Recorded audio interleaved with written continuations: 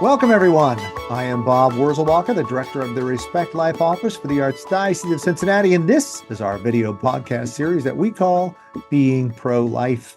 Each month, we discuss a different topic in the Respect Life arena. We'll hear personal stories from someone deeply affected by that issue, and finally, we'll share ways that you can get involved. Today's guest is Mother Seraphina of the Franciscan Daughters of Mary. Mother Seraphina, welcome to the show. Thank you, Bob. I appreciate that. So, Mother Seraphina, you've come on the show today to talk, I think, a little bit about your order, the Franciscan Daughters of Mary and the Rose Garden Home Mission. But first, why don't you tell us just a little bit about yourself? You consider yourself a renewed Catholic. Tell a little bit about your story. Well, sure. So I grew up in the faith in the 60s and 70s and early 80s. And like most people in that era, I learned to appreciate my faith, but I didn't really know a whole lot about it. I went to a Catholic high school, Immaculate Conception, but there was a Planned Parenthood across the street from the church and an abortion clinic around the block from the church. And yeah, so it was kind of weird. And we had I remember the day that we had Planned Parenthood come in and give us a presentation. In a Catholic school? In our health class, yes, at Immaculate Conception of all places. So the way it was presented was, and the only really pro-life thing I saw was that black and white movie of what an abortion taking place and babies getting torn apart and stuff. And I thought, oh, that's horrible. Didn't really speak to my heart necessarily, but I thought, oh, that's horrible. I could never do that to my child. The movie Silent Scream, is that what you're Silent Scream. Yeah, that's sure. Yes, I'm familiar. And so that's horrific. And that was the content of the whole presentation. And then we had Planned Parenthood come in and tell us that abortion is awful, but it's there if you need it. Now, what does that communicate to impressionable high schoolers, right? It's like, yeah. So, I mean, I was of the mindset, like, I could never do that to my child, but who am I to say what you should do with your children? It's like, it doesn't even make sense. Now that I say that to myself, it doesn't even make sense, you know? But so I lost the faith in high school because my school didn't really teach the fullness of the faith, as evidenced in bringing Planned Parenthood and giving us a presentation. But also, after I got out of school, I decided to follow my dreams of being on the stage and went to New York and started studying, stage and opera and ballet and things like this, and had a great time doing it. In my own personal life, there was a period when I was engaged to be married. And I thought, this is what I always thought my life would be like. I'd get married and I wanted 6 children because I'm one of 6, and both of my parents are one of 6. And I thought I'd carry on a tradition of sorts, and I thought I was working my plan. But, there were other issues also that came up. And I mention it because it's significant. As we got closer to the wedding day, I was just we had found a place to live, and I was talking to my girlfriend on the phone about how we're going to decorate. And all of a sudden, I just knew it wasn't going to work out. I don't know how I knew. I just knew it wasn't going to work out. So I said to my friend on the phone, I said, I can't do this. She said, what? I said, I can't marry him. So I broke off my engagement that night. How long before the wedding was this? Only a couple months. I'd been seeing him for 8 years. Yeah, it wasn't just very quick, let's go get married kind of a thing. Like, this was decided, we were going to, but I just knew that it wasn't going to work out. Wow. So I'm a woman of conviction. I knew it was going to work out, and I wasn't going to waste my time. I wasn't going to waste his time. I broke it off that night. He tried for a long time to try to get me back, but once my mind is on it, that's it. I'm a woman of conviction, and I just knew it wouldn't work out. And in the whole process of this, I realized, my life is a mess. Emotionally and even spiritually, and so far away from the Lord. But I knew that when I used to go to church, I had some sort of peace. So I started going to church on Sundays just to find peace. Right. Interestingly, though, my fiancé that I just broke up with, for whatever reason, he recognized this. He says, I'm right across the street from the church. Come to church with me. And I was like, no, I'm not going to church with you. It's but I realized quickly that I could sing there. And it was a good place to keep up my voice because, I was trying to do this performing career or whatever. Right. And so I loved it. And I got very involved in my church. I started working with different communities in the church. There was a holy priest who came to our parish, newly ordained, on fire for the Lord. And he started talking about devotions. I didn't know about the miraculous medal. I didn't know about the brown scapular. Right. I didn't know about all these devotions, how to pray the rosary. I knew it was Our Fathers and Hail Marys, but I didn't know that they had meditations. Right. And then he gave one homily on why it's important to go to confession. I didn't know that. I'd do something dumb and confess straight up and feel forgiven. Right. But the thing is here, I was in a point in my life where I'd do that and I'd go out to do the same dumb thing, feel awful because sin always makes you feel bad eventually. Right. Confess straight up and feel forgiven, but go and do the same dumb thing. Right. And it was at the point where it was like I was frustrated with myself, really. Right. I said, I have to prove to myself and my God how sorry I am. I'm going to go and tell a priest. But this was after that confession. The most important thing that the priest said about confession was that you meet Jesus there. You see the priest, but he's only there so that you could see somebody. Jesus is speaking through the priest when he says, I absolve you. Right. In persona Christi. Exactly. Okay, so, well, I'm going to go and I'm just going to go to a parish where nobody knows me. And I made a date and I went and I walked in the confessional and Father said, you made my confession. I said, okay, Father, what does that mean? He said, well, do you know what readings we're doing at Mass tomorrow? I said, well, no. He said, the prodigal son, you're the prodigal son. I said, Wow. Oh, that's nice. So he gave me absolution. He gave me penance and absolution. I opened the door to the confessional and I felt like Atlas without the world. Do you know what I'm talking about? I grew up in a city where we had a statue of Atlas in front of the library. Right. And Atlas is holding the world on his back. Right. Well, I felt like Atlas, but the world was gone. Right. Whatever it was, just completely lifted, and I was giddy with joy. Yes. I couldn't contain myself, and I had this desire and this hunger to do something holy. And so I opened the bulletin, and my parish was going on pilgrimage, so I went, and one thing led to another, and we were at a Christmas party or an Epiphany party, and a friend of mine said to me, she was talking about my brother who's got Down syndrome, and he's really the heart and soul of our family. He taught our family how to love. Right. Especially on a place in a time when we were like all on our way out, and not, he brought us all back in. Right. And I told her these things, and she said, boy, people really need to hear that. Would you be willing to tell people? I said, absolutely. I could talk about my brother all day long.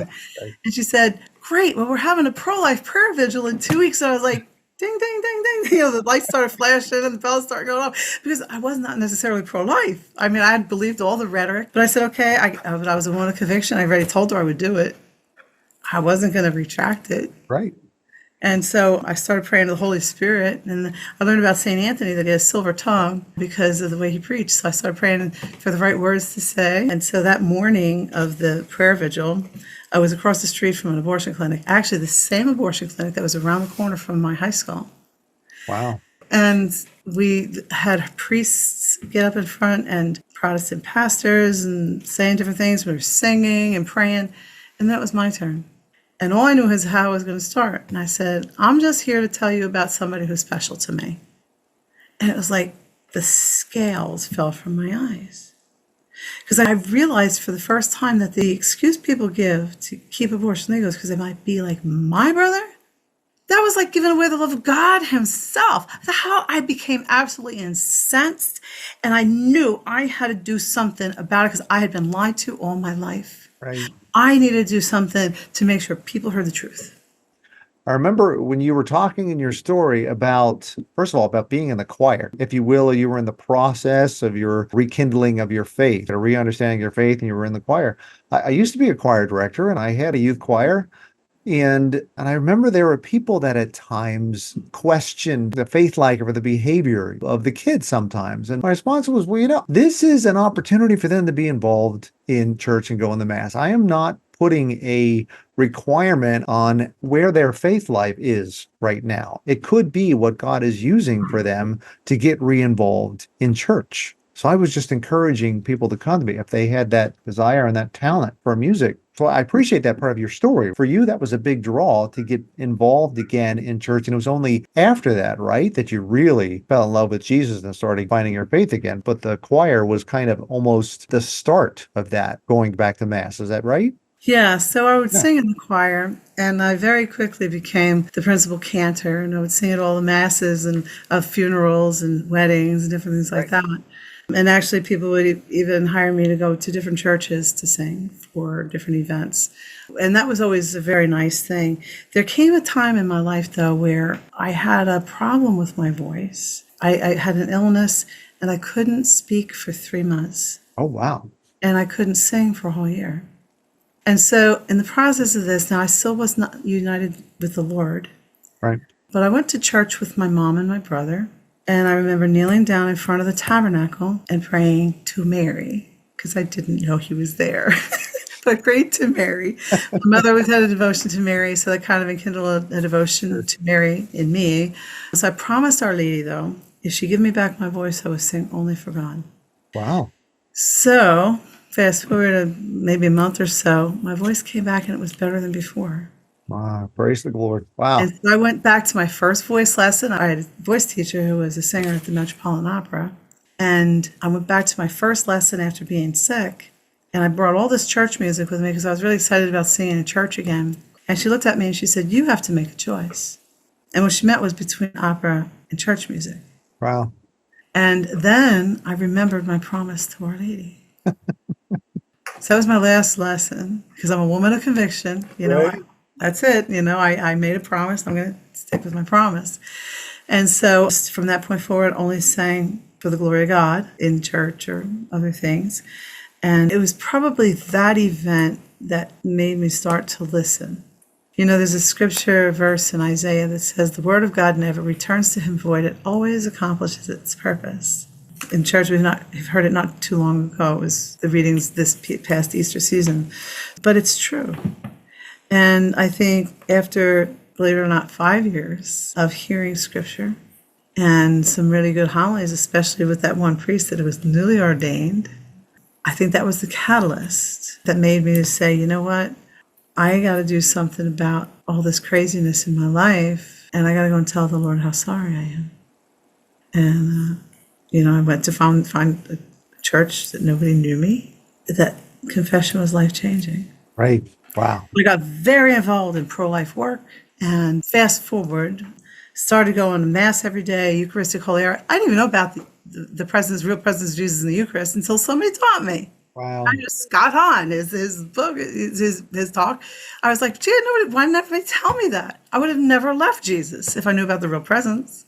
So I started going to Eucharistic Holy Hour every day. A priest taught me to pray the Liturgy of the Hours, morning and evening prayer, and I started doing that every day. I got active in 7 different ministries in my church, 3 of which I started. And then one day I went to my day job, which was a sales job, and I was doing pretty good. I was pretty affluent and I was pretty good at sales, apparently. Yeah. That doesn't surprise me. Anyway, so my employer was Catholic at the time, and she had a picture, just a bust of Our Lady Guadalupe in the lobby area. And I was just passing by, and all of a sudden, all those things I was doing wasn't enough. I had to give my entire life to Jesus. Right. But I realized later on was that I fell in love with him. Right. You talked about how you fell in love with Jesus, right? I remember as a small child, my father had 3 biological sisters who became sisters. Oh, wow. Sisters of Divine Providence. And I remember one time asking one of them, she was Sister Helena in particular. I remember asked her, "Why did you become a sister?" And that was her answer. She said, "Because I fell in love with Jesus." The very same phrase. You just totally reminded me of that, which is what we all are calling. But that just brought me back to that moment as a young boy, hearing that reason, because I fell in love with Jesus. What more reason, do I need, right? And this is what God asked me to do. So I just wanted to mention that to you. I just had to give my whole life to him. So I had to go to a community that did all pro-life stuff. And so Franciscan Daughters of Mary. We were founded to uphold the dignity of every human person from the moment of conception to natural death. And so everything we do is based on that vow that we took to Jesus. So the Rose Garden Home Mission is an extension of our vow. We opened up as a pregnancy care center. And then we were offering material support to moms and helping moms make right choices in their pregnancies. And people started dropping food off right away. And so we got the idea that maybe the Lord wants us to feed his people. So we made a deal with him that if he keeps sending the food, we keep giving it out. And it's been almost 20 years and we keep doing it. He keeps sending food and we keep giving it out. And then a few years later, a nurse practitioner came to volunteer with us. And I just turned to her and said, oh, I always thought having a clinic would be a nice complement to our pregnancy care services. And she said, you can. Wow. It's just like that. Like, you can. And I was like, okay. And then 2 weeks later, she and another nurse were taking blood pressures to people and giving them medical counseling, paying for prescriptions out of their own pockets. Wow. And I realized, we had to move into a larger facility to help us facilitate this. That's where the Friends of the Rose Garden were born. I called a friend of mine in New York, Father Benedict Rochelle, and I said, Father, here's our predicament. We have to move into this larger building, but the guy wants to sell it. We can't just lease it or whatever. And he said, well, we have a monastery, and it's owned by the Friends of the monastery. And so they gave me an idea. And so I called up a few friends, and I asked them if they would to form this fundraising board to basically buy the building for us so that we could have a new mission, a larger mission to facilitate a free medical clinic for the poor. Miraculously, they said yes. Wow. And one thing led to another, and here we are. Now, the beautiful part is that the owner was selling it for over $500,000, the whole complex. But the Friends of the Rose Garden paid it off in 4 years. 4 years, $500,000. Because when the Lord wants something, he does it. Wow. Yeah. But he does it through people like the members of the board, and they came with their gifts. So we started right away having dinners every year. So this will be, I think it's our 12th dinner. But it's called the Partners in Hope for the Poor. And we open it up to anybody in the tri-state or anybody who wants to come, really, from anywhere. And it's a fundraising dinner. But it's also a time for us all to get together, especially with all the volunteers and everybody who's involved in the mission. It's time for us to get together and just celebrate what we do. So our keynote speaker this year is going to be Mr. Christopher Bell. He's the husband of Joan Andrews Bell, which a lot of pro-life people know. She was in the original rescue. And actually, she's currently incarcerated for praying outside an abortion clinic. And so please pray for her. But Chris will be here. Father Benedict Rochelle asked him to help open up pregnancy homes for moms who are homeless and pregnant in New York City. And so they have 4 or 5 of these homes now, and they'll never turn any woman away who's in need. And he's just a really holy man, and he's got such a great spiritual witness, of his journey and different things. So he's going to be our keynote speaker.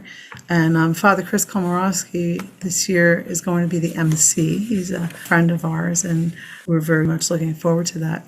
And we'll also be honoring a couple, Larry and Kay Sandelback. And Larry, when the community first moved to Kentucky, the first week we were here, he dropped off a case of pizza, and we were very grateful. Sisters like to eat. He kept dropping it off every week. Once a week, we get a case or 2 or 3 of pizza. And so, it's more than the sisters, because we started handing it out to our neighbors. And this was before we even had a mission. Once we had a mission, we would get truckloads of pizza or bread or donuts and different things. And now we have grown to, people just love what we do and they advocate for us. And one of our volunteers was delivering something, and he looked at me and he said, Mother, if you had a box truck, I could get you bigger deliveries of food. I said, oh, well, that's nice. But I don't have a box truck right now. Well, 2 weeks later, he drove up with a box truck. I do. Yep. Now we have 2 box trucks and a cargo van. It's because the Lord just said, this is what you're going to do. And the medical clinic, when we were actually setting that whole up, there was construction and everything that needed to be done. Everything had to be ADA compliant. We had to put in plumbing and all kinds of things. But the beautiful providential part of it is that when we were doing all of this and setting it up, the hospital literally 4 blocks up the street was closing down, and there's all this free medical equipment available. Wow. So we got it all for nothing. And actually, the Knights of Columbus came out and did all the construction for nothing too. Oh my goodness. I know. It's just amazing, the generosity and the beautiful witness of the people. But the Friends of the Rose Garden are having this dinner to help us. Oh, and by the way, Larry was involved in that construction. He's very good with his hands and woodwork and stuff. And he's also our honoree this year. Larry is responsible for bringing the crosses, the abortion crosses that go on the lawn here to Northern Kentucky. Right. And he told me that the first year he made 4,400 white crosses, handmade them. 4,400. Oh, wonder how long that took. I know. I don't know. I didn't ask him, but that's unbelievable. And so he was involved with us right from the beginning, and he's been with us all throughout. He's been so generous with his time and his connections and things.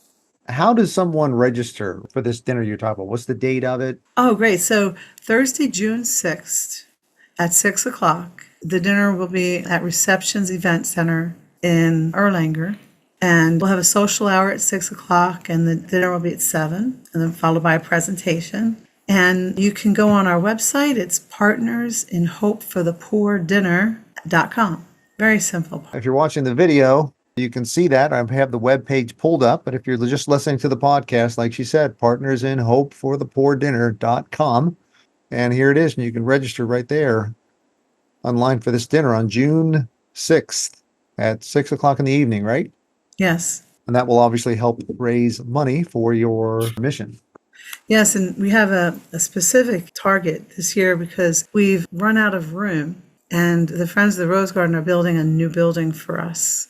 And it's going to join this building. It's a 2-floor building that's in the middle of being built as we speak. Aren't you already in your second building right now? Is that right?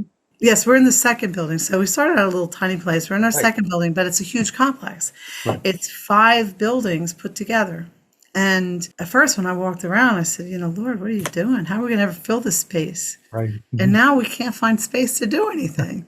COVID came, and I asked the bishop if we served from the door, can we stay open? And he said, yes. But how everybody else was like closing down during COVID, we not only stayed open, we grew to the point where we don't have any room for the people to come into the place anymore. Wow. So I want them to come back in, but I need more room. If it wasn't so embarrassing, I'd show you around my office and how crowded it is. And I just need even just my office, I need more room for this. But all throughout, the lobby that we had our friends come in, our neighbors come into and stay and hang out for as long as they want to, is now filled with bread and carts of food to try to put food bags together for people. And so what we're going to do with this new building and the room that it's attached to in the old building is we're going to put all the baby stuff that way. So we're going to do pregnancy testing that way. We're going to have our new baby welcome baskets, which is like a baby shower in a basket. And that's what the Rose Garden is known for. And a mom in her last month of pregnancy can come in and get everything she needs for her baby. Right. She doesn't have to worry because most of our moms are either at or below the poverty level, and most of them will never know what a real baby shower is. So what are all these services that you provide right here at the home? So we do our pregnancy testing and counseling on making good choices, but we also have pregnancy care, neonatal vitamins. We can hook them up with prenatal care, yeah, prenatal care and stuff. In their last month of pregnancy, mom can come in and just get everything she needs for the baby. Right. She just has to tell us the gender and the due date. And moms do know the gender, by the way. Just a little thing there, Right. Moms know the gender. But we put beautiful baskets together for moms, and we even give them a little bit of something that's nice for themselves, like some nice toiletries or perfume and different things, Right. And then after the baby's born, mom can stay with us for as long as she needs to. She can get diapers once a week, formula once a week, baby food anytime she needs it. She can get clothing twice a month and food all the time. Anytime she needs food. We have a Christmas program where we give toys to kids, and this year we gave out toys to 1,035 kids. Oh my goodness, 1,035. Yes, the most ever. It's just amazing what the Lord does. Right. And we have a Thanksgiving program where we give out the turkeys and fixins to everybody. And we just got over our giving out Easter baskets for all the kids. Wow. So everybody who presents and comes for things for their baby, we see, how many kids they are on their list, and we give them the appropriate amount of baby baskets. You told us about the Franciscan Daughters of Mary, and you told us about the Rose Garden Home Mission and the event. Is anything else that you wanted to share with our listeners, Mother? Just know God loves you no matter who you are, no matter what you've done, and He'll keep loving you. And I love you. And I will pray for each of you who are listening every day. And I pray for you, Bob, already. Thank you. You didn't know it, but I do. And I just ask for your prayers for us. Thank you. Absolutely. Well, thank you so much, Mother Seraphina, for appearing on our show today. If listeners want to get a hold of you, would you put some kind of a contact out and let them know? If you do email, it's rosegardenmission@gmail.com. Okay. Or you could just come one of the days that the mission's open, Monday through Thursday, 11 to 4. It's 2040 Madison Avenue in Covington. And our telephone number here is 859-491-ROSE, ROSE. 59491-ROSE. All right. Thank you so much for appearing on the show today, Mother. Thank you, Bob. God bless you. Well, I want to thank all of our viewers and listeners for tuning in on this episode of our Being Pro-Life series. Head to the website to view the links talked about in this episode at www.catholicaoc.org/beingprolife. Thank you again for joining us today, and I look forward to being with you next time.